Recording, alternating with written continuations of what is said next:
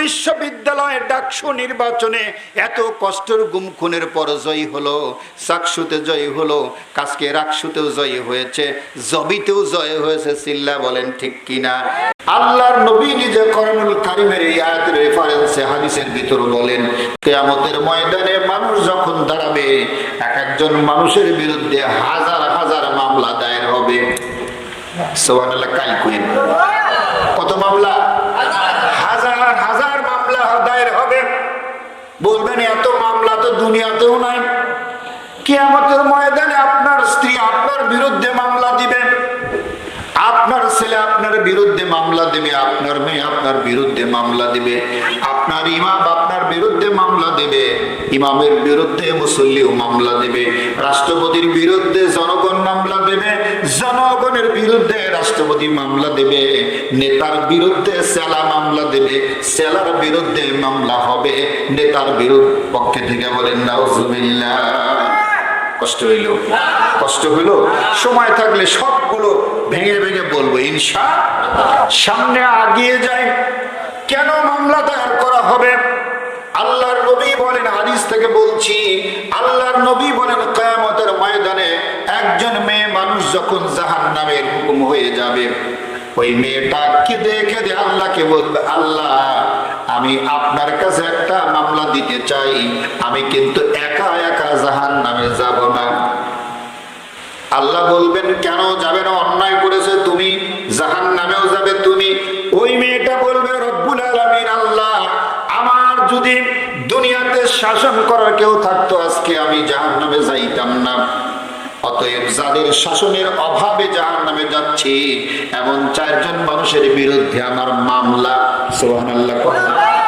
আল্লাহ বলবেন, মানহুম, তারা কারা, কাদের বিরুদ্ধে মামলা দিতে চাও? কষ্ট হচ্ছে নাকি? হুজুর এসেই মামলা টামলা করতেছেন, বর্তমানে চলেও খালি মামলা।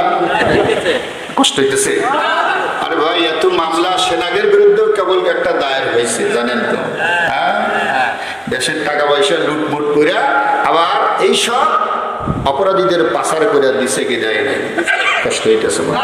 কিয়ামতের ময়দানে ওই মহিলাটা বলবে, রব্বুল আলামিন সর্বপ্রথম যার বিরুদ্ধে মামলা দেব ওই মানুষটা হলো আমার জনম দুঃখী, আমার আব্বা। একটা লোক নাউজুবিল্লাহ করলো না। কার বিরুদ্ধে? অথচ আপনারা জানেন, একটু আগে আমার গ্রামের ছোট ভাই ফরহাদ হোসেনের একটা সুন্দর ফুটফুটে মেয়ে কাছে দাঁড়ায় বসে ছিল। জিজ্ঞাসা করছি, মা তোমার নাম কি? বলে মিম। আব্বার নাম কি? ফরহাদ হোসেন। বলছি, তোমার আব্বা বেশি ভালোবাসে না তোমার মা বেশি ভালোবাসে? জবাবটা মেয়েটা দেওয়ার আগে ফরহাদ বলছে, মেয়েটা আমার খুব ভক্ত। আসলে বলেন তো, মেয়েরা বাবার ভক্ত না মায়ের ভক্ত? একথা বলেন।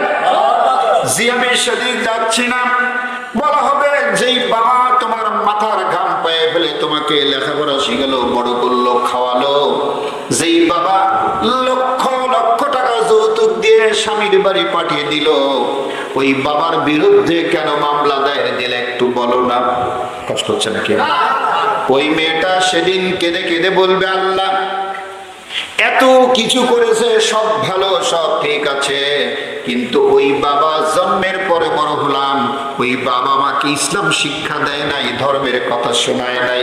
ওই বাবার সামনে বেপরদায় চলতাম, বাবা সেখানে আমাকে যদি কঠোর শাসন দিত, আজকে আমি জাহান্নামের খড়ি হইতাম না। কথা বল না কেন? 2 নাম্বার, কার বিরুদ্ধে মামলা দিবা? ওই মেয়েটা বলবে, 1 নাম্বার মামলার আসামি হবে আমার হতভাগা আব্বা। এত কষ্ট না করে যদি ইসলামটা শিখাতো, জাহান্নামে যাইতাম না। অত ওই বাবা হলো আমার আশা মামলার 1 নাম্বার আসামি। 2 নাম্বার কারে চাও? মেয়েটা ডাক দিয়ে বলবে, 2 নাম্বার আসামি যারে বানাবো সেটা হলো আমার বড় ভাই। কে? আল্লাহ ডেকে বলবেন, বাবা মারা যাবার পর বড় ভাই তোমারে কত আদর করেছে, স্নেহ করেছে, ভালোবাসা দিয়েছে, টাকা পয়সা বাবার মতো ব্যয় করে বিয়ে শাদী দিল, ওই বোন ওই ভাইকে কেন মামলা দিবা? মেয়েটা বলবে আব্বা যখন ছিল ভাই তো শাসন করতে পারতো, আব্বা মারা যাবার পরেও শাসন করতে পারতো, কোনোদিন করে নাই। ওই ভাইয়ের চোখের সামনে বেপরদা ভাবে ঘুরেছে, কোনোদিন বলে নাই। অতএব ওই ভাইকেও ছাড়া যাবে না। কয়জন হইল? কষ্ট হচ্ছে। 3 নাম্বার কারে চাও? ওই মেয়েটা ডেকে বলবে রব্বুল আলামিন, আল্লাহ আমার হতভাগা আব্বা আর হতভাগা ভাই দুইজন কানা মিলে এমন একটা স্বামীর হাতে আমার বিয়ে দিল, ওই স্বামীর কোনোদিন ইসলাম বোঝে নাই। কথায় কথা আসে, রাগ করছেন নাকি? আল্লাহ নবী বুখারীর হাদিসের ভিতর বলেন, তুনকাহুল মারআতু লিআরবা, 4টা জিনিস যাচাই না করে তোমার ছেলেকে বিয়ে করাইও না, আর 4টা জিনিস যাচাই না করে তোমার মেয়ে বিয়ে দিও না। ইসলাম কোনো কিছু বাদ রাখে নাই, বলুন সুবহানাল্লাহ। আল্লাহ নবী বলেন, যেই দিন তোমার মেয়েকে বিয়ে দিবা, 1 নাম্বার দেখবা যেই ছেলের হাতে মেয়েটা দিচ্ছ ওই ছেলেটা কতটুকু কোরআন হাদিসের জ্ঞান আছে, ইসলাম মানে। বোঝা গেছে? আমাদের দেশে ওইটা দেখা হয় না, দেখা হয় টাকা আছে কিনা, চাকরি সরকারি করে কিনা, ঘুষ ঘাস 3 নাম্বার আছে কিনা। এক কথা কর না কেন? জি, মেয়ের বাবা কয়, বাবাজি সরকারি না বেসরকারি? কয় সরকারি। বেতন কত? এত হাজার। কয় খুব কম হইল। কয় তা নয়। ছেলের বাপ তখন লাভ দেবে, কয় তা না ভাই, কুরপা আছে। কথা কর না কেন? কি আছে? ওটা তো হালাল। জোরে বলেন। আশ্চর্য, ছেলের বাবা হয় বেলজ্জার মতো বলতেছে অসুবিধা নাই, বেতন কম না হয়। সামনে আগিয়ে যাই, ওই মেয়েটা বলবে আল্লাহ বাবা ইসলাম মানে নাই, আমাকে দিয়ে মানায় নাই, বড় ভাই মানায় নাই, শেষে এমন একটা কানার সাথে বিয়ে দিল, ওই কানাও কোরআন হাদিস জানে নাই। আল্লাহ, এই গায়ের যারা জামাই তারা মনে করতেছে একে নিয়েছে না, আমার সাথে বিয়ে দিছে, আমরা জানি না যে হেতা কবু কে নাকি। আমি কি আমার কথা বলছি? সামনে আগিয়ে যায়, এরপরে বলবে ওই কানা স্বামীর সামনে বেপরদায় ঘুরেছি, অর্ধ উলঙ্গ পোশাক পরে বের হয়েছি, শ্যাম্পু চুলে লাগিয়ে ঘুরেছি, ওই কানা কোনোদিন কিছু বলে নাই। এই জন্য ওই কানাকে দাও 3 নাম্বার স্বামী। যদি বলেন এক কথা কর না কেন? কয় নাম্বার স্বামী? 3 নাম্বার। আল্লাহ বলবেন 4র্থ নাম্বারকে। 4 নাম্বার কারে চাও? পরিষ্কার করে বলবে ওই কানার একজন বাবা আছে, ওর নাম শ্বশুর। ওর নাম জোরে বলেন, হ্যাঁ জোরসে বলেন। ওই শ্বশুরের চোখ ছিল, দেখে নাই। ওর বেটার সাথে বাইরে বের হয়েছি, বেপরদায় বের হয়েছি, কোনোদিন কিছু বলে নাই। আজকে যদি শ্বশুর আর যদি আমার স্বামী শাসন করত, অন্তত আজকে জাহান্নামে যাওয়া লাগতো না। চিল্লা বলেন কথা ঠিক কিনা? এই জন্য 4 জন মানুষকে যতক্ষণ পর্যন্ত জাহান্নামে আপনি না দিবেন, আমি আল্লাহর কাছে বলছি, আমি একা কি জাহান্নামে যাব না, যাব না। চিল্লা বলুন নাউজুবিল্লাহ। এবার দেখেন তো আসামি হব না বাদ থাকবো আমরা? কথা বল না কেন? পিছনে বাইরে একটু আলোতে আসলে ভালো হয়, একটু অন্ধকারে মুখ দেখতেছি, কাছে আসেন একটু জি করেন সুবহানাল্লাহ আলহামদুলিল্লাহ। ভোরবেলা তখনও কিন্তু নামাজ আসে। ভোরবেলা তিনি উঠলেন, উঠে আরব দেশের একটা রেওয়াজ রীতি ছিল, তখন তো মাইক ছিল না, টেলিভিশন কিছু ছিল, ফেসবুক ছিল মনে হয়, যুবকেরা কিছু ছিল। আল্লাহর নবী আরব দেশের তখনকার নিয়ম ছিল, মানুষকে কোনো খবর দেওয়ার জন্য, সংবাদ দেওয়ার জন্য ওই 2টা পাহাড় পাশাপাশি, সাফা এবং মারওয়া, এই পাহাড়ের উপর উঠে ওই সময় একজন মানুষ একটা লাঠির সাথে একটা লাল পতাকা উড়াইতো, একটা লাল কাপড় উড়া দিত। মানুষেরা ওই কাপড়টা, লাল কাপড় দেখে বুঝতো নিশ্চয়ই কোনো বিপদের লক্ষণ। সুবহানাল্লাহ। বলেন তো লাল কাপড় বিপদের লক্ষণ কিনা? যদি আপনি ট্রেনের সামনে একটা লাল কাপড় টানায়া দেন, ওই ড্রাইভারকে আর সামনে আগাবে, সে জানবে নিশ্চয়ই কোনো সামনে বিপদ। কথা বলেন ঠিক কিনা? এজন্য আরব দেশের রেওয়াজ ছিল, এখনো আছে। দেখবেন কোর্টে যেখানে জজ সাহেব বসে থাকে, ম্যাজিস্ট্রেট সাহেব বসে থাকে, চতুষ্পার্শ্ব দিয়ে আছে কাপড়গুলো দেওয়া থাকে রঙিন। আরো জোরে, যারা দেখছেন কোন তো লাল কাপড় দেওয়া হয় কেন? বুঝায় দেওয়া হয় ওখান থেকে এক চুল আগাইতে পারবে না। এখানে যেই লোকটা বসে আছে তিনি বিচারক, এর দিকে আগান মানে ওই বিপদের মধ্যে ঢুকলা। লাল মানে হলো রক্তের চিহ্ন। কথা বলেন ঠিক কিনা? আল্লাহর নবী আমার আরব দেশের রীতি অনুযায়ী একটা লাল কাপড় বের করলেন, একটা লাঠির সাথে কাপড়টা বেঁধে দিলেন, পাহাড়ের উপর উঠালেন, ওটা ঘিরে দিলেন, আর জোরে জোরে বললেন সকাল বেলা, ইয়া আইয়ুহাল আরাব, ইয়া আইয়ুহান নাস, ইয়া আইয়ুহান নাস, সাব্বাহা সাব্বাহা সাব্বাহ। চিল্লা বলেন মারহাবা। এই আরবের মানুষেরা, এই মক্কার লোকেরা, এই তোমরা শোনো, এমন একটা বিপদের খবর আছে, শুনে যাও। মক্কার লোকেরা লাল পতাকা দেখলো এবং নবীজির কথা যখন শুনলো, তাড়াতাড়ি করে যার যার মতো গিয়ে ওখানে হাজির হলো। নবীজি পাহাড়ের উপর আর সমস্ত মানুষ পাহাড়ের নিচে। সুবহানাল্লাহ বলবেন না? সবাই গেল। ওর ভিতরে ওনার নিজের আপন চাচা আবু লাহাব, নাম শুনছেন না? ভালো মানুষ। গামসালা ভাই রাগ করছেন না? কিছুই করেন, আমার সাথে গোসা করছেন।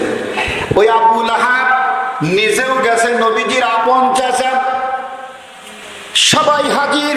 আল্লাহ নবী এবার নবীকে আবু লাহাব নিজের চাচা ডাকতেছেন, বাতিজা লেমা জামাতানা হাজা, এই জায়গায় কেন আমাদের ডেকে নিয়ে আসলাম? হে বাতিজা, লেমা হাজা জামাতানা, why have you gathered here? তুমি এখানে ডেকে আনলে কেন? জোর করলে কেন? নবীজি বললেন, চাচা আমি যদি একটা কথা বলি আপনি তো বিশ্বাস করবেন? জনগণ কয়, কেন বিশ্বাস করব না? 40 বছর বয়স পর্যন্ত তোমাকে জিন্দেগিতে মিথ্যা বলা শুনি নাই। তোমার কথা বিশ্বাস করবো না তো করবো কার কথা? তোমার নাম দিয়েছি আল আমিন। সিল্লাকন কি নাম? ঠিক না ব্যাঠি? বানায় করতেছি। তোমার নাম দিয়েছি আল আমিন। তুমি যদি যা একটা কথা বলো, কেন মিথ্যা বলবো? কেন মনে করব? যা বলার তুমি বলো, আমরা মেনে নেব। আবার আমার নবী বললেন, আমি যদি বলি পাহাড়ের ওই পাশে একটা ভয়ঙ্কর বিপদ আছে, আমি যদি বলি আমার কথাটা মানবা? অবশ্যই মানব। এবার তারা বলল, সেই খবরটা কি, বিপদটা কি? আমার নবীজি বললেন, তোমরা প্রত্যেকেই যেই পুতুল পূজা করো, যেই হিন্দুয়ানি কাজ করো, যেই প্রতিমা পূজা করো, এগুলো ছাড়ো এবং এগুলো ছেড়ে দিয়ে এক আল্লাহর নামে ইবাদত করো। চিৎকার দিয়ে বলুন একটু সুবহানাল্লাহ। কিতাবের ভিতর আসছে, এই সূরাটা বোঝার জন্য অন্তত আমি 6টা তাফসীর বই ঘেটেছি। সুবহানাল্লাহ। কয়টা? 6টা তাফসীর দেখেছি এই সূরাটার 2টা শব্দ বোঝার। এই বড় কষ্ট হইতেছে? একটু খেয়াল করেন। আল্লাহর নবী বলেন, এই পুতুল পূজা ছেড়ে দাও। কথাটা বলতে দেরি, কিন্তু আমার আপন চাচা আমাকে আর পাথর দিয়া ঢালাইতে দেরি করলেন না। আমার নিজের চাচা ওই পাহাড় থেকে সর্বপ্রথম একটা পাথর উঠালেন, ওই পাথর দিয়ে আমাকে ঢিল দিলেন আর বললেন, মুহাম্মদ এই ফালতু কথা বলার জন্য ভোরবেলা ডেকে নিয়ে আসছো। চিৎকার দিয়ে বলা যাবে কি নাউজুবিল্লাহ? আমার নবী কি ফালতু বলছে? কথা বলেন। বলতে দেরি, পাথর দিয়ে ঢিলাইতে, অথচ একটু আগে বললো তুমি আল আমিন, তোমার কোনো মিথ্যা কথা হয়? কথা বলেন। দেখুন ভাইরা আমার, তাহলে দুনিয়ার শ্রেষ্ঠ মানুষটা, নিষ্পাপ মানুষ, জীবনে মিথ্যা বলে নাই, সেই মানুষটাও ইসলাম প্রচার করতে গিয়া ঢিল। কথা বলেন। আর আমি আপনি সেই ইসলাম প্রচার করতে বুঝি কষ্টও পাওয়া লাগবে না। কথা বলেন না কেন? একদল আছে ইসলাম সারা জিন্দেগি প্রচার করে যাচ্ছে, কোনো বাধা বিপদ কিচ্ছু নাই। আছে না নাই? কথা বলেন না কেন?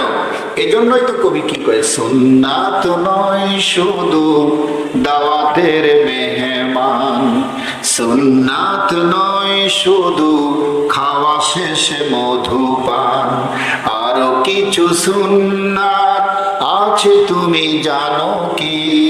জানলেও জীবনে কখনো কখনো তামানো কি, ঠিক না ঠিক? শুধু রাস্তার ডান দিক দিয়ে চলা সুন্নাত না, শুধু মিষ্টি খাওয়া সুন্নাত না, শুধু দাড়ি রাখা সুন্নাত না, ইসলামিক রাষ্ট্রের প্রধান হওয়া, ইসলামিক রাষ্ট্র চালানো, দিনের দাওয়াত দিতে গিয়া পাথরের ঢিল খাওয়াও সুন্নাত। চিৎকার দিয়ে বলেন কথা ঠিক কিনা? আমরা ওইটা নিতে রাজি নাই, বৃষ্টিটা নিতে কষ্ট হইলে মনে হয়। আসুন সামনে আগিয়ে যাই। লম্বা কথা ছোট করে নিয়ে আসছি। আল্লাহর নবীজি বলেন, আমাকে পাথর দিয়ে ঢিল দিয়ে রক্তাক্ত করে দেওয়া হলো। এরপরে আমি বাড়ি আসলাম। কিতাবের ভিতর আসছে আল্লাহর নবীর বাড়ি আর আবু লাহাবের চাচার বাড়ি, এই দুটা বাড়ির মাঝখানে শুধু একটা দেওয়াল। জোরে বলেন কি? মাঝখানে শুধু একটা দেওয়াল। এই পাশে নবীজির বাড়ি, আর ওই যে কাপড়ের ওই পাশে মেয়েরা বসে আছে, এটা হলো আবু লাহাবের বাড়ি। মাঝে একটা ছোট্ট দেওয়াল। আল্লাহর নবী এই সময়ের আগে ওই আবু লাহাবের বেটা দুইটার সাথে দুইটা মেয়ে বিয়ে দিয়েছিলেন। কয়টা মেয়ে? চারটা মেয়ের ভিতরে দুইটা মেয়ে দিয়েছিলেন আবু লাহাবের ছেলের সাথে বিয়া। সেই সূত্রে পাশাপাশি বাড়ি। আল্লাহর নবী এবার বাড়ি চলে আসলেন। আল্লাহর নবী বাড়ি এসে সেই রক্তাক্ত দেহ নিয়ে বসলেন, আর ওই দিক থেকে শয়তান আবু লাহাব সেও বাড়ি আসলো। এসে আল্লাহর নবীকে ডেকে বলল, আল্লাহর নবী মোহাম্মদ, আব্দুল্লাহর ছেলে মোহাম্মদ, তুমি আমার মূর্তির বিরুদ্ধে কথা বলেছো, আর তোমাকে কোনো ক্রমে রেহাই দেব না। চিৎকার দিয়ে বলুন নাউজুবিল্লাহ। এর ভিতর যে পাথর দিয়ে ঢেল দিল, ঢেলের আগে একটা কথা বললো, ভুলে গেছি। আল্লাহ নবীকে বলল, তাব্বাত তাব্বাল্লাহ কিয়া মুহাম্মদ, তাব্বাল্লাহ কিয়া মুহাম্মদ, তাব্বাল্লাহ কিয়া মুহাম্মদ। চিৎকার দিয়ে কর নাউজুবিল্লাহ। এ মুহাম্মদ, তুমি ধ্বংস হয়ে যাও, তুমি ধ্বংস হয়ে যাও, তুমি ধ্বংস হয়ে যাও। নাউজুবিল্লাহ বলুন। আমার নবী খুব কষ্ট পেলেন। আহারে, অন্যরা বললে তাও সাজে, আপন চাচা সেই আমাকে বলছে আমি ধ্বংস হয়ে যাই, কষ্ট লাগে না? জোরে বলেন। জি জি। ইব্রাহিম আলাইহিস সালাম জাতির পিতাকে বলা হয়েছিল, যে জাতির পিতা, আপনি জীবনে সবচেয়ে কবে কষ্ট পেয়েছেন? কষ্ট হচ্ছে নাকি আপনাদের? কষ্ট হচ্ছে? আমাদের জাতির পিতা ইব্রাহিম নবী সেদিন বললেন, শুনুন, সেই দিন সবচেয়ে বড় কষ্ট পেয়েছি যেই দিন জনগণ আমাকে হাত পা বেঁধে আগুনের ভিতর দিল। প্রত্যেকটা মানুষ আমারে বেঁধেছে, হাত পা ধরেছে, কষ্ট পাই নাই, কিন্তু কষ্ট পেয়েছি আমার নিজের বাবা যখন আমারে পা বেঁধে রেখে আমাকে ওই আগুনের ভিতরে দিল, ওই সময় সবচেয়ে বড় কষ্ট পেয়েছি। কারণ আব্বা মা ভাই বোন আপন জনের বিরুদ্ধে কখনো যায় না, বরং বিপদে কাজে লাগে, ঠিক না বেঠি? উনি বলছে ওইটা আমার বেশি কষ্ট লেগেছে। সুবহানাল্লাহ বলা যায়? বুঝাইতেছিলাম। আল্লাহর নবী বলেন, আপন চাচা আমাকে বলে তুই ধ্বংস হয়ে যা। কষ্ট পেলাম। সাথে সাথে আল্লাহ রাব্বুল আলামিন একটা সূরা নাজিল করলেন। ওই সূরাটার নাম হলো তাব্বাত ইয়াদা আবি লাহাবি ওয়া তাব। সিল্লা আল্লাহু আকবার। আল্লাহ খুশি নবীকে বলতেছে, তাব্বাত, ধ্বংস হয়ে যাবে কে? ইয়াদা আবি, আবু লাহাবের দুটা হাত, অতাব, এবং নিজেও ধ্বংস হবে। নবীর টেনশনের কারণ নাই। There is no tension with you. You will not be destroyed, but your uncle Abu Lahab and his hands will be destroyed for his few times. অল্প সময়ের মধ্যে আপনার চাচা আবু লাহাবের দুইটা হাত আর আবু লাহাব নিজেই ধ্বংস হবে। চিল্লা এখন আল্লাহু আকবার। নবী আমার খুশি হলেন। সুবহানাল্লাহ বলেন। কষ্ট হচ্ছে? নবী সেখান থেকে বাড়ি আসলেন খুশি মনে, পাথর দিয়ে না ঢেলায়। আমার আল্লাহ বলছে আমি ধ্বংস হবে না। ধ্বংস হবে কে? আরো জোরে বলে। আসলে মানুষ যদিও কাউকে ধ্বংস করতে চায়, আল্লাহ যদি ধ্বংস না করে তারা ধ্বংস, বরং যারা ষড়যন্ত্র করে তারা কথা কন না। তাকে দেখছেন দিয়ে একটা 2-5 মাস 1 বছর আগে দেখছেন, দেখছেন? আমি কইতেছি, আপনার কলে কইতেছি, আপনারা যারা রাগ করতেছেন যে সামনে আগায়, আসুন সামনে আগিয়ে যায়। আল্লাহ নবী বলেন, বাড়ি আসলাম, বাড়ি এসে বসলাম। আমি শুনতেছি ওই পাশ থেকে আমার যে চাচা আবু লাহাব তিনি তার ছেলেদেরকে ডাকলেন, ডেকে বলতেছেন, আইয়ুহাল বুনাই তাআল ইলাইয়া, আমার ছেলেরা আমার কাছে আসো। তাফসীরের ভিতরে লেখে আবু লাহাবের বেটা ছিল মাত্র 11টা। কয়টা? আরো জোরে বলেন। কথায় কথা বললো যে দুই যাও তো এক যাও আরেকজন এসে জিজ্ঞেস করছে, এই বু তোর সলবল কয়টা? কুশ না, এই নেড়া গাড়া 11টা। কিবা কথা বলেন, কিরকম? কয় নেড়া গেড়া। আল্লাহর শুকরে কি আদায় করলো? কয় না, নেড়া গেড়া 11টা। কয় তোর জায়ের কয়টা? কুশ না বু, দক্কল পাটা একটা। ওটাই বড় হইলো, বোঝেন না? এগুলো হিংসা মন, এগুলো কি বল? এই জন্য মেয়েরা বেশি আমল, বেশি দান খয়রাত করার পরেও, বেশি রোজা রাখার পরেও, মানুষের কষ্টে কাদার পরেও মেয়েরা 3 কারণে জাহান্নামে বেশি যাবে। তার একটা কারণ হলো কোনদিন এদের মুখে শুকরিয়া। আরো জোরে বলেন। সারা জিন্দেগি ভালো কাপড় দিছেন, একবার ঈদে খালি খারাপ। আছে না নাই? এই বু এবার ঈদে কি পাইছস, দেহি কাপড় হান। ওই বু আবার কয়, আল্লাহ না জমিন খারাপ, এটা রং হইল, এটা সে কইল। আছে না নাই? জি জি। ওর সাথে সাথে কৃষ্ণ বহু ওর সব বনেশা সহে আমারই ভালো জিনিস সহে ধরা পড়ব সারা জীবনী। আছে না নাই? বুঝাইতেছিলাম ভাইয়েরা আমার, আল্লাহর নবী যেদিন মেরাজে গেলেন, গিয়া জাহান্নাম দেখলেন। অধিকাংশ জাহান্নামে যারা জ্বলছে তারা হলো মেয়ে মানুষ। আর যখন জান্নাতের ভিতরে দেখলেন, তাকায়া দেখলেন অধিকাংশ যারা জান্নাতি তারা বেশিরভাগ হলো গরিব মুসলমান। আর জোরে বলেন সুবহানাল্লাহ। আল্লাহর নবী জিব্রাইলকে বলেন, আখি জিব্রাইল, মানহুন নাম, এগুলো কারা যারা জাহান্নামে জ্বলছে? এই মেয়েরা কারা? জিব্রাইল বলি, রাসূলুল্লাহ, হাবিবাল্লাহ, কি বলবে এগুলো আপনার উম্মতানি, এই সব মেয়েরা। নবীজি বললেন, ওরা তো কাঁদে বেশি, ওরা দান খয়রাত করে বেশি, মানুষের বিপদে আগায় বেশি। এই মেয়েরা বড় বড় মাছ কোটে, স্বামীকে খাওয়ায়, বেটাকে খাওয়ায়, বউকে খাওয়ায়, বিটিরে খাওয়ায়, সবাইকে খাওয়ায়, শেষে থাকলে খায়, না থাকলে। কিন্তু এরা জাহান্নামে এত কেন? বলে যতগুলা কারণ আছে, একটা কারণ হলো এদের মুখে শুকরিয়া কম। বদ্রঘাট মনে হবা নাই। সামনে আগে বুঝাইতেছিলাম ভাইরা আমার, আবু লাহাব তার চাচার হলো 11টা সন্তান। 2টা সন্তানের সাথে নবীজির 2টা মেয়ের বিয়ে হয়েছিল। একটা মেয়ের জামার নাম হলো উতবা, আর একটার নাম হলো উতাইবা। কষ্ট হচ্ছে নাকি? ওই আবু লাহাব বলল, আমার বেটা 11টা, আমার কাছে আসো। আমি সরাসরি তাফসীর থেকে বলছি, আল্লাহর নবীর বাড়ির সাথেই বানি দেওয়ালের এপাশ আর ওপাশ 11টা বেটা কাছে আসলো। আবু লাহাব দেখে দেখে বলল, বেটারা শোনো, ওই যে মুহাম্মদ আমার ধর্ম থেকে বেরিয়ে গেছে, এবার মূর্তি পূজাকে খারাপ মনে করে। আমি তোমাদের বলছি, এই মুহূর্তে গিয়া মুহাম্মাদের 2টা মেয়েকে তাড়াতাড়ি করে 3 তালাকে বাইন তালাক দিয়ে দাও। নাউজুবিল্লাহ। কয় বাপে দিন প্রচার করছে, মেয়েরা কিছু কইছে, আর ওই কারণে মেয়েদের তালাক দেওয়া ঠিক হবে? আরো জোরে বলেন। এরকম কিছু নাদান মূর্খ আমাদের সমাজে কারগঞ্জে আছে না? আর বিয়ের সাথে কথা হয়েছে, আর আইসা বৌমা দে তালাক। বৌমা কিছু কইছে? কথা বলেন। বুঝাইতেছিলাম, সাথে সাথে ওই ছেলে 2টা বলল, আব্বা কেন বিশ্ব নবীর মেয়ে 2টারে তালাক দেব? ওরা তো কোনো অন্যায় করে নাই। আবু লাহাব বলল, অন্যায় না করলেও দিতে হবে। কেন তালাক দিব? বলে, ওর বাবা আমার ধর্ম থেকে আলাদা হয়ে গেছে, যেন তালাক মারতে হবে। 2টা ছেলে বলল, তালাক দেব না। কন্যা সুবহানাল্লাহ। আবু লাহাব শয়তান বলছে, যদি তালাক না দিস, 1 ডিসিউ জমি তোদের দেব না। বোঝা গেছে? বোঝা গেছে? স্বল্পলের জমি না দেওয়া তো ভালো কাম, স্বল্পলের মধ্যে কম বেশি করে দেওয়া ভালো কাম। হজে যাওয়ার সময় মেয়াগোলাক ফাঁকি দিয়া ছেলেদের জমি লিখে দিয়া, হ্যাঁ, মায়ের মেয়েদেরকে মাথার উপর হাত দিয়া কয়, আম্মা রে, মা রে, কিছু করতে পারলাম না, তবে আল্লাহর রাস্তায় দোয়া হয়ে গেলাম। এই শয়তান মার্কা আছে না? এই কথা বলেন।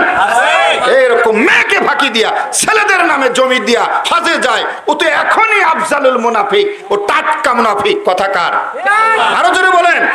আল্লাহ বলছেন ইউসিকুমুল্লাহু ফি আউলাদিকুম লিযযাকারি মিসলু হাজ্জিল উনসাইয়্যিন। আল্লাহ বলছে দুনিয়ার বাপ যারা তোমরা শোনো, তোমার সম্পত্তি থেকে যখন বন্টন করবা, প্রত্যেকটা ছেলেকে দিবা 2 ভাগ জমি, আর প্রত্যেকটা মেয়েকে দিবা 1 ভাগ জমি। আমি আল্লাহ নিজে বন্টন করে দিলাম। এর মধ্যে যদি কেউ কলম ঘুরাও, হাত ঢুকাও, মনে রাখবা তোমার মতো জাহান্নামী আর দুনিয়াতে একটাও নাই। তুমি কিয়ামত পর্যন্ত হজ করবে, কিয়ামত পর্যন্ত যাকাত দিবে, কিয়ামত পর্যন্ত কেঁদে চোখের পানি ভাসায় দিবে। আল্লাহর কসম, তোমার মেয়ে যদি তোমাকে ঋণ ছেড়ে না দেয়, আল্লাহর কসম তুমি জাহান্নামী, জাহান্নামী, জাহান্নামী। চিৎকার দিয়ে কর্ণ একটু নাউজুবিল্লাহ। এবার বলেন তো, এই জাত এলাকায় আছে না? জোরে বলেন। আবার অনেকে কয় বিটি বিয়াদের মেলাটা ব্যয় করছি তো, তাই অগর আর দিমু না। আছে ছেলে বিয়া করানোর সময় যে কয়েক লাখ পাইছাও, তার জন্য কি ছেলেকে কম জমি দিছাও? এই কথা কেন? আর মেয়েকে বিয়ে দেওয়ার সময় যেই জমি, যেই টাকা খরচ হয়েছে, আল্লাহ কি করতে বলছে? এটা যৌতুক হলো বাংলাদেশের জন্য আইন। কথা বলেন ঠিক কিনা?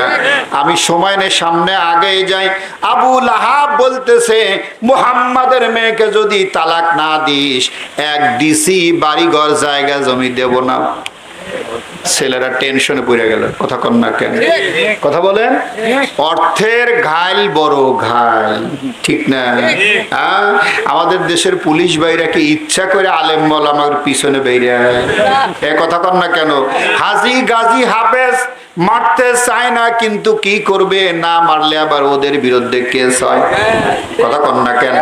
ওরাও বলে মারতে চাই না, কিন্তু চাকরি ঠেকানোর জন্য মারি। কথা বলেন ঠিক কিনা?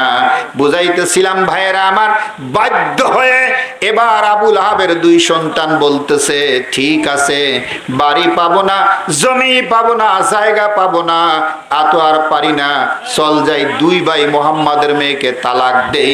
চিৎকার দিয়ে কন্যা একটু নাউজুবিল্লাহ। তাহলে এবার তালাক দিতে যাচ্ছে ইচ্ছায় না অনিচ্ছায়? কথা বলেন।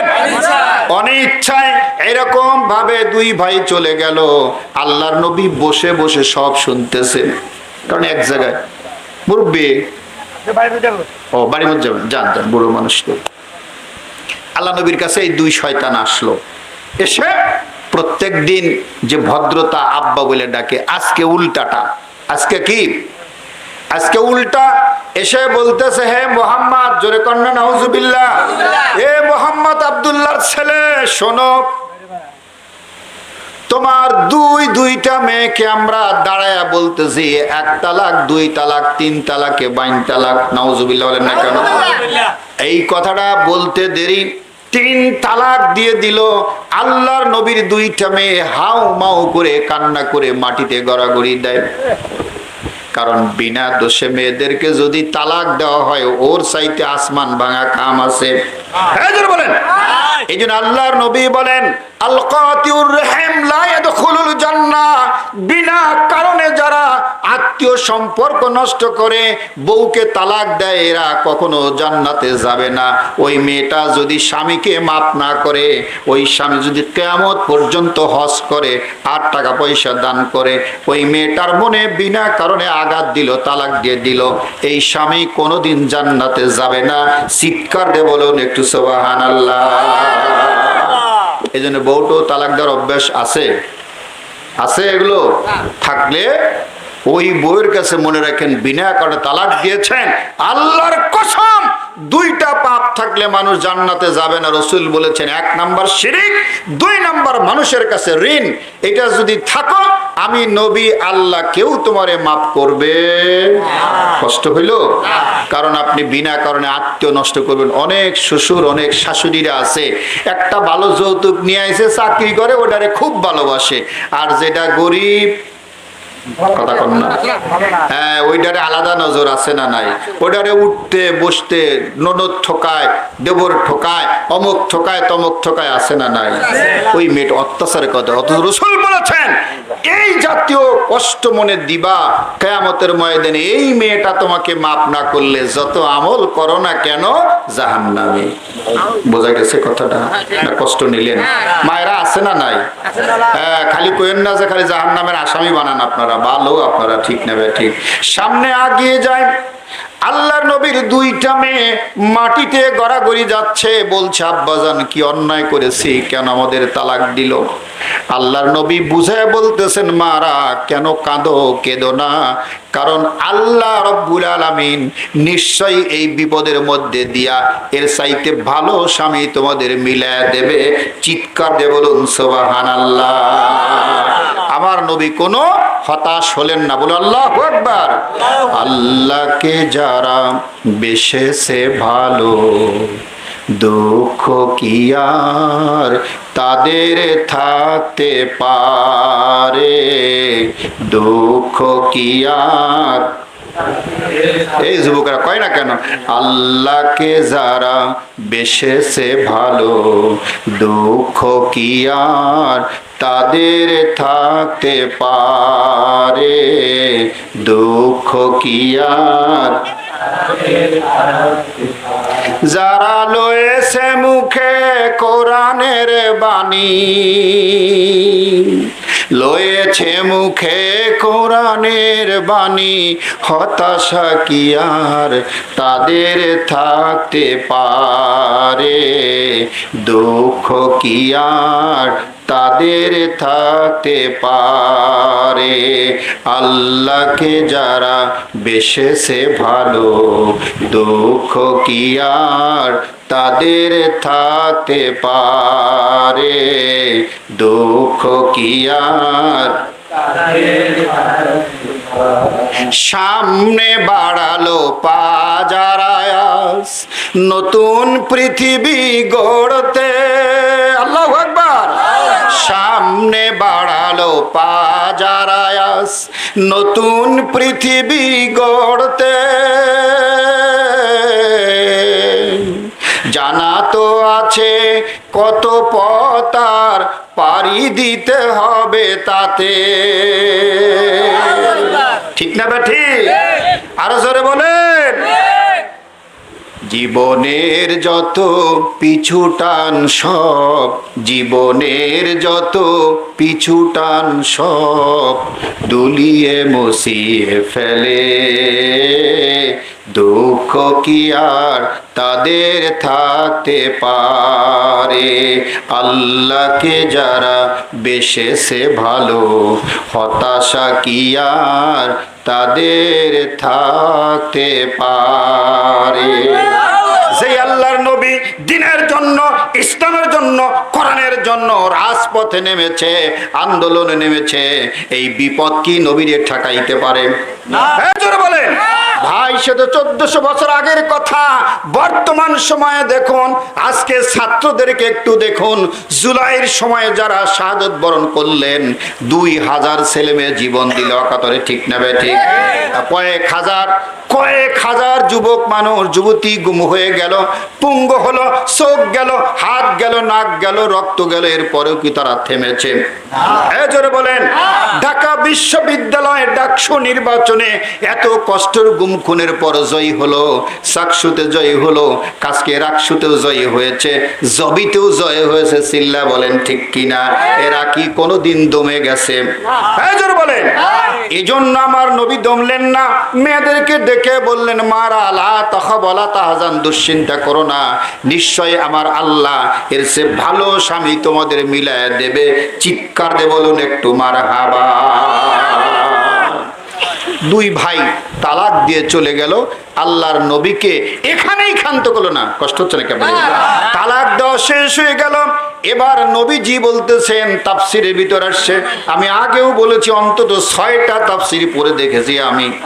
আল্লাহর নবীর কাছে গেল, আল্লাহর নবীর একদম কাছে গিয়া সাথে সাথে থুতু মেরে দিল, এবং থুতু মারার সঙ্গে সঙ্গে আমার নবী বলেন, আল্লাহ আমাকে গালি দিয়েছে, দুঃখ পাই নাই, মেয়েদেরকে তালাক দিয়েছে, ধৈর্য ধারণ করেছি, কিন্তু আমার মেয়ের জামাই আমার দিকে থুতু দিল, আল্লাহ এইটা আমি বরদাস্ত করতে পারলাম না, এই বিচারটা তোমার কাছে দিয়ে দিলাম। আল্লাহ, যেই শয়তান আমার মেয়ের জামাই হওয়ার পরে তালাক দিয়ে শেষ করলো না শুধু আমাকে, এরপরে সে আমার দিকে থুতু দিল, আল্লাহ আমি সইলাম, তবে বিচারটা তোমার কাছে দিয়ে দিলাম। আল্লাহ বললেন, জিব্রাইল বাতাস নে, পলকের মধ্যে আমার নবীর দিকে আসা থুতু সবগুলো বাতাস অন্য দিকে নিয়ে ওই শয়তানের গায়ে উল্টালে দিয়ে দাও। নবীর গায়ে থুতু লাগলো না, কষ্ট পেলেন। আর এক শয়তান গিয়া নবীজির যে জুব্বা পরা ছিল কলারটা ধরে জোরে একটা টান দিয়ে, একটা ধাক্কা ঘাসুনি দিয়ে নবীজিকে কষ্ট দিলেন। আল্লাহ রাব্বুল আলামিন বললেন, আমার নবীর গায়ে হাত দিয়েছো, আমি বসে থাকবো না, আমি অ্যাকশন দেব। চিল্লা কোন সুবহানাল্লাহ, আরো জোরে। কি অ্যাকশন নেবে? কষ্ট হচ্ছে।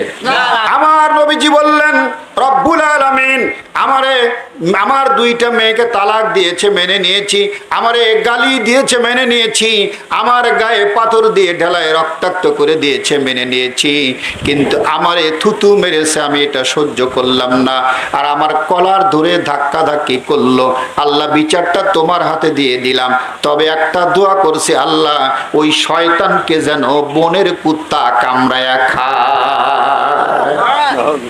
এটা বলতে দেরি, আল্লাহ রাব্বুল আলামিনের দরবারে কবুল হইতে দেরি হইল না। সোনার মালিক আরো জোরে বলেন। কথায় কথা আসে ভাইরা আমার, একটু সামনে আগিয়ে যায়।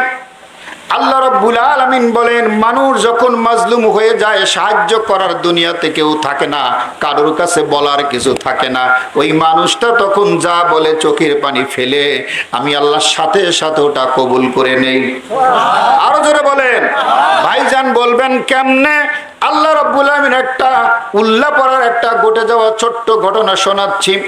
রমজান মাস, এই গত রমজান মাসে, জুলাই আগস্টের আগে যেই রমজান মাস, ওই রমজান মাসে একজন ছাত্র শিবিরের ছেলে অকারণ অনেকগুলো কেস খেয়েছে, বাড়িতে আসতে পারে না, হঠাৎ তাদের একটা আত্মীয় মারা গেছে, ওই আত্মীয়র অনুষ্ঠানে আসছে, ওই অনুষ্ঠানে বসে সামনে ইফতারি দিয়েছে, দোয়া হচ্ছে, এবার দোয়া চলছে, ওই ছেলেটা দোয়া করতেছে, এমন সময় কিছু শয়তান কুলাঙ্গার পুলিশের কাছে উল্লাহ পড়া ফোন দিয়েছে। বাস্তব কথা বলছি, পুলিশকে বলছে ওইখানে অমুক ছেলেরা আছে, কেসের ছেলে ধরে নেন। পুলিশ বলছে ইফতারের সময় এখন যাব না, বলছে না আসেন, এখন নিয়ে যেতে হবে। সঙ্গে সঙ্গে পুলিশ আসছে, না আসলে ওদের সমস্যা হয়, এজন্য সিভিল এসে ওই ছেলের পাশে বসে মোনাজাতে বসে গেছে। মোনাজাত শেষ হইতে দেরি, ওই ছেলেকে পুলিশ বলল, ইউ আর অ্যারেস্টেড, তুমি অ্যারেস্ট, চলো যাই থানায়। ওই ছেলে বলল, আমি অ্যারেস্ট হয়েছি, ভালো কথা, অসুবিধা নাই, কিন্তু অন্তত ইফতারটা করার একটু সুযোগ দেন, নামাজটা পড়ে যাই। পুলিশ বলছে এতক্ষণ সময় দেওয়া যাবে না, ওই শয়তানগুলো আবার ফোন করে আমার ঝামেলা করবে। বোঝেন নাই মনে হয়, চিন্তাছেন না? না বলছে এইটা। এরপরে ছেলেটাকে সামনে ইফতার করতে দেয় নাই, হ্যান্ডকাপ দিয়ে উঠায় নিয়ে গেছে গাড়িতে। ওই ছেলেটা সেই দিন বলেছিল, আল্লাহ আমার চোখের সামনে ইফতারি এটাকে যারা খেতে দিল না, যারা এই কাজটা করলো, মাবুদ তোমার কাছে ফরিয়াদ দিলাম, এমন একটা সময় নিয়ে এসো ওদের সামনে বারাবার যেন খাওয়ার সুযোগ হয় না। সিল্লা কন্যা সুবহানাল্লাহ। আপনারা দেখেছেন কি সুন্দর পাক হয়েছে বিরিয়ানি, কথা না কেন? বিরিয়ানি পাক হয়েছে, মুরগি পাক হয়েছে, রোস্ট হয়েছে। জুলাই ৩৬ তারিখের